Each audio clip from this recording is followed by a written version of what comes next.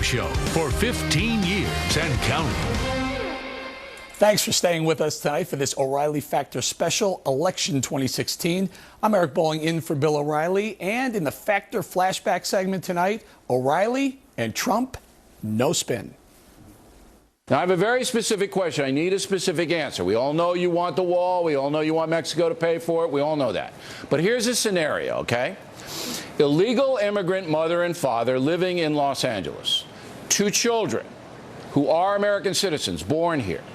If you're president, do you order authorities to take that family into custody?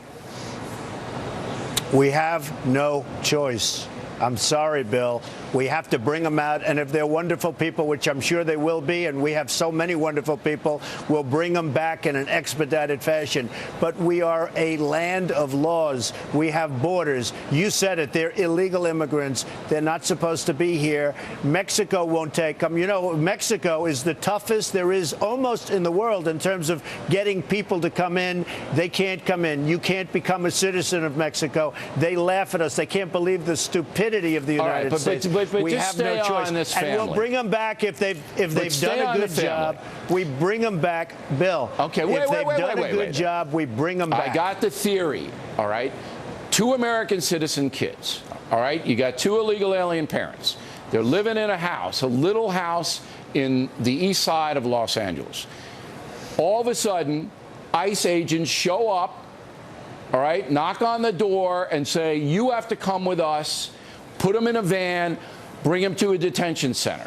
You're willing to do that? Bill, I don't want to do it. I have a bigger heart than anybody running, but we have a country that's totally out of control. We have no laws anymore. We have no order. We don't even know how many people are in here illegally. We have to get a process started. If you isn't there a better way than that kind of a confrontation? Bill, let me just tell you something.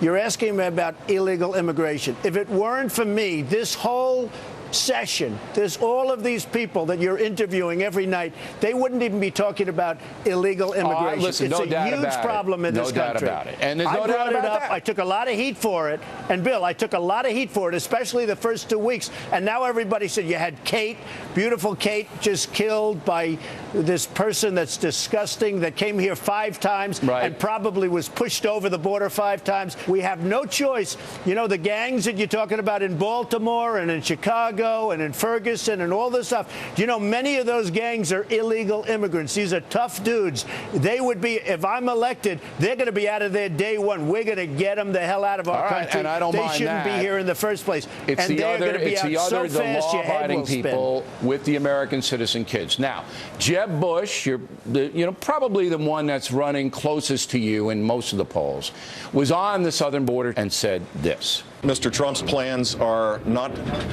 grounded in conservative principles. The simple fact is that his proposal is unrealistic. It will cost hundreds of billions of dollars.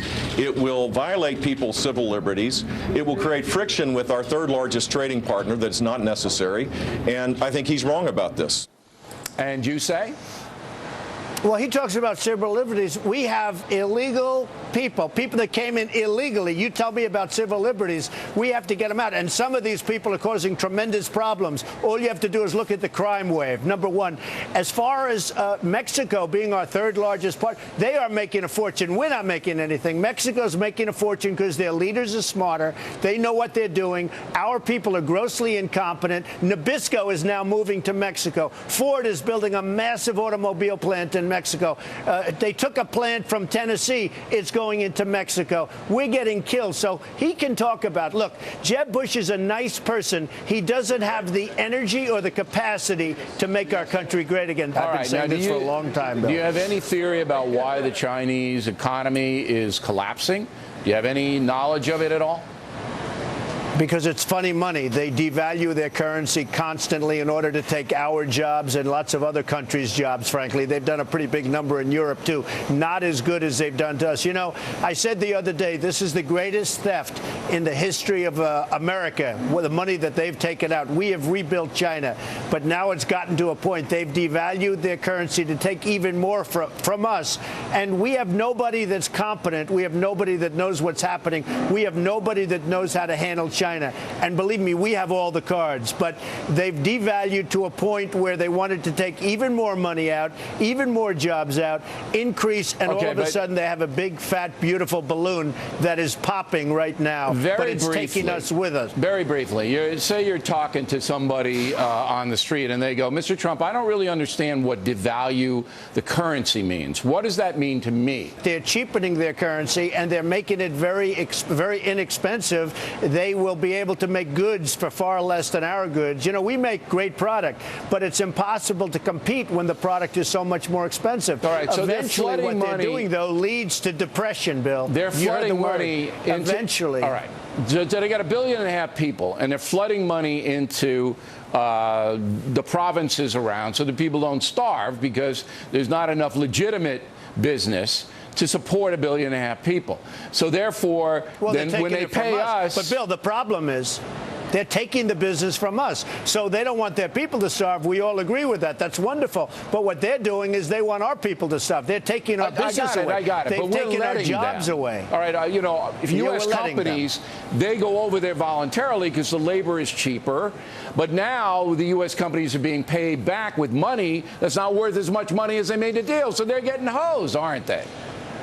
Well, not only that, how about we owe them $1.4 trillion and those dollars become strong? You know, the word strong dollar sounds good, but it's costing us a lot of money. There's some nice things about having a strong dollar, but there are some really bad things. And number one bad thing is we're not exporting anything. We are going to be in big trouble. It's getting worse and worse. And ultimately, the balloon is going to pop and it's going to get very ugly. And you're starting to see the beginning of that. All right, Donald. Always interesting to talk with you, and we appreciate your time very much tonight. Up next, how big a factor is Joe Biden in Hillary Clinton's quest for the White House? The O'Reilly Factor Election 2016 special continues in a moment.